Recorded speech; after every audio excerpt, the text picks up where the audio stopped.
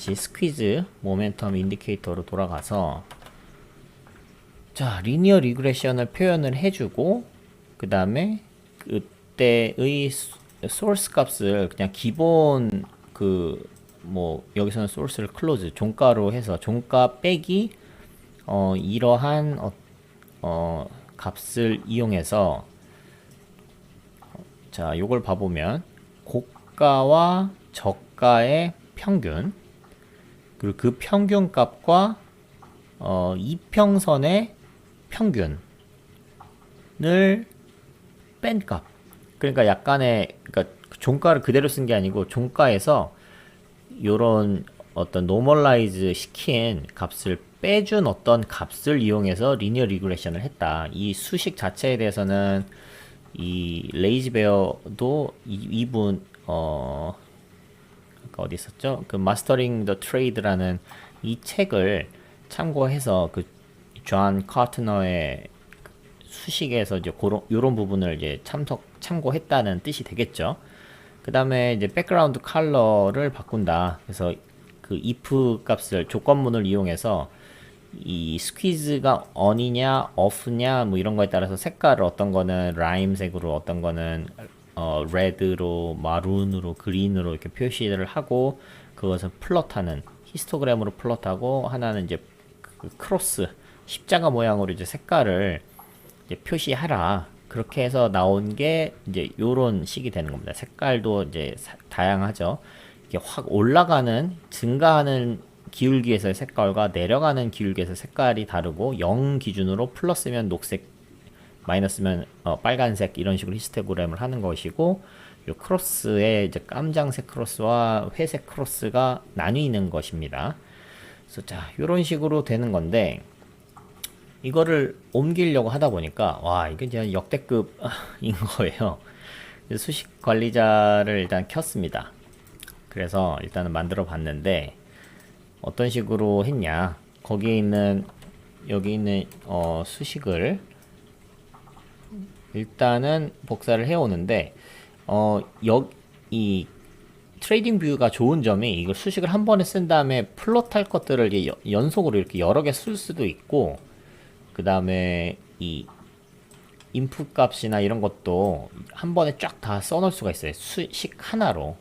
근데 이제 영어문 같은 경우는 수식을 이렇게 딱 다 나눠서 이렇게 표현을 해야 되는 부분이 조금 아쉬운 부분입니다. 근데 어쨌든 여기서 표현하고자 하는 거는 그 히스토그램을 먼저 표현해보자. 그 히스토그램은 여기죠. 리니어 리그레션 부분이고 요 부분의 수식을 가져와서 요 값을 그 종가 대신에 이 리니어 리그레션 부분을 넣어주면 되겠구나 이렇게 생각이 들어서 이제 리니어 리그레션을 아까 전에 리그레션 테스트 할 때 수식을 이렇게 가져왔잖아요. 요 수식에다가 요거를 넣는 거죠. 그 수식에다 넣었고 그리고 이제 이 수식에 보시면 여기에 그 종가를 기준으로 이게 다 평균값과 이런 것들을 구하게끔 되어 있고 그 period라는 기간을 여기다 다 설정이 되어 있습니다. 그 sum 1 이렇게 되어 있어서 이 기간에 대한 그 곱하기 뭐 나누기 뭐 이런 것들이 추가로 들어가고 파워가 들어가니까 또 뭐 제곱도 들어가고 막 이렇게 복잡한 수식으로 리니어 리그레션이 일단 계산이 된다. 그래서 그게 아까 말한 요런 식이 된다는 거죠. 모멘텀이 이제 같이 추가가 되는 겁니다. 단순하게 평균 값을 내는 게 아니고. 그러니까 이 리니어 리그레션도 어떻게 보면 활용하시면 이제 단기적으로 매매를 할 때는 이런 모멘텀을 보는 게 되게 의미가 있겠구나 이렇게 생각이 들고 그 대신에 이거는 이렇게 확 올라갈 때 그다음에 확 내려갈 때 이럴 때 변동성이 클 때 이거 기준을 더 잘 맞기 때문에 그 트루 레인지 부분과 같이 조합하는 요 스퀴즈 on off 개념도 같이 보면은 참 좋겠구나 이렇게 생각이 들었습니다. 자 그러면 수식이 이렇게 되겠고요. 그 수식을 요 아래다 넣고 그 C 값 대신에 여기다 소스로 저기에서 있었던 동일한 값을 이렇게 복사해서 넣었습니다. 그 다음에 기간에는 그 랭스 캐트너스 채널에 있는 요렇게 하고 요 값을 지표 설정에다가 요렇게 넣었습니다. 랭스 케이스 21로. 요 랭스는 처음에 썼다가 지금은 아마 안 쓰는 것 같아요. 지금 이거는 이 구간에 볼린저 밴드랑 켈트너스 채널 요거 계산할 때 사용했었던 변수들이라서 요거는 빼도 될 것으로 보입니다. 요거는 빼버릴게요. 멀티플 켈트너스 채널 요것도 안 쓰는 것 같은데 네 이상이 없죠. 요걸로 요렇게 최종 수식은 요걸로 하겠습니다. 그러면 요게 이제 결국은 그 리니어 리그레션 여기 요것과 값이 약간 다르게 나와요. 그 어떻게 나오는지 한번 봐볼게요. 그 값은 이렇게 표현이 됩니다. 요것도 이 라인을 막대로 하고 0 기준으로 바꿔볼게요. 그러면 요 리니어 리그레션 스코프와 이제 값이 조금 다르지만 이제 전체적인 흐름은 좀 비슷한 흐름이 나오는 것을 확인할 수 있거든요. 그러니까 약간씩 기간적으로 조금씩 밀려 있어요. 그러니까 영문에서 제공해주는 기본 그 리니어 리그레션 값과는 조금 더 다른 값이 나오긴 합니다만 유사한 뭐 형태를 띄는 것 아닌가 이런 생각이 좀 들더라고요. 이 두 가지는 비교 차원에서 놔둬 볼게요. 그리고 나서 이제 스퀴즈 되는 구간과 스퀴즈가 릴리즈 되는 구간을 나눠야 되는데 그거는 영문에서는 강세 약세를 이용하면 좋겠다 그렇게 생각이 들었습니다.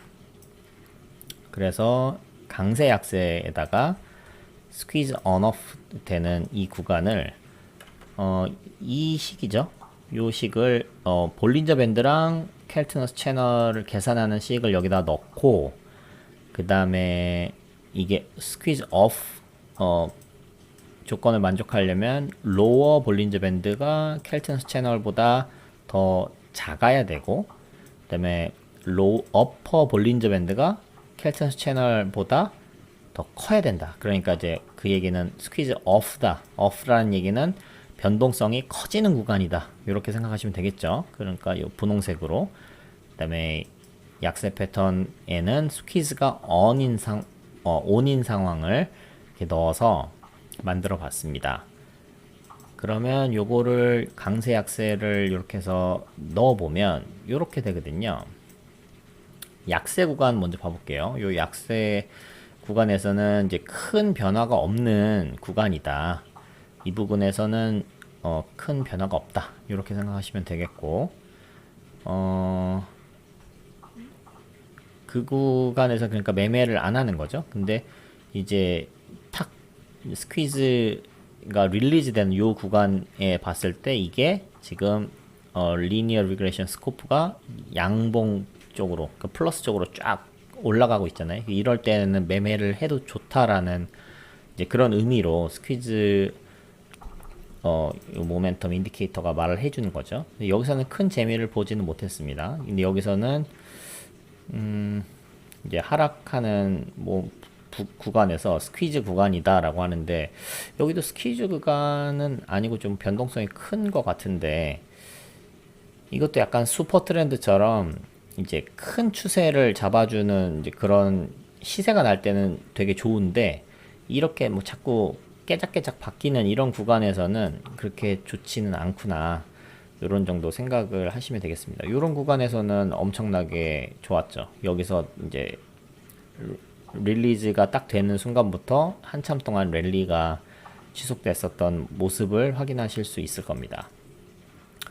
그래서 이 구간 같은 경우도 이제 릴리즈가 됐죠.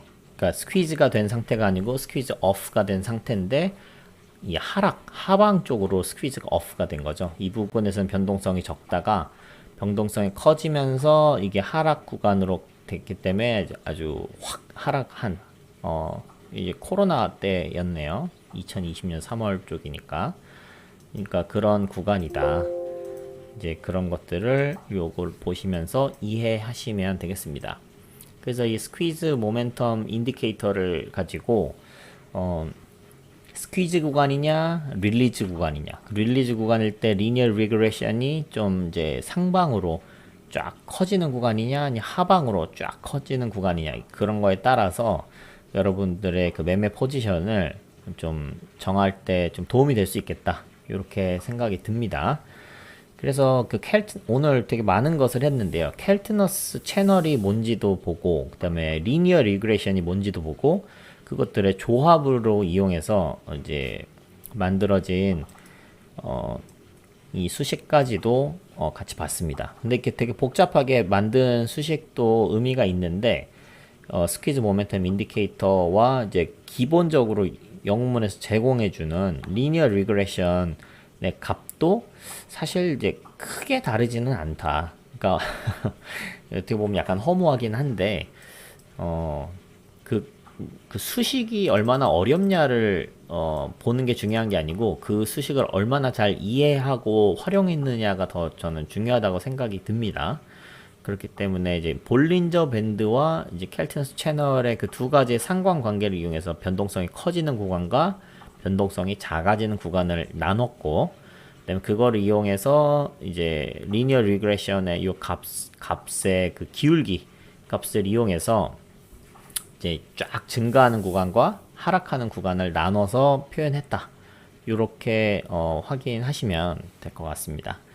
그러면 요것도 수식을 일단 제가 다 올려놓을게요. 올려놓을 건데, 요거를 활용하시는 것도 좋은데, 그냥 트레이딩 뷰에서 레이지 베어님 거 그거를 검색해서 적용하면 그냥 너무도 쉽게 이 강력한 수식을 여러분의 것으로 활용하실 수 있으니까 트레이딩 뷰도 잘 활용해 주시면 좋을 것 같습니다.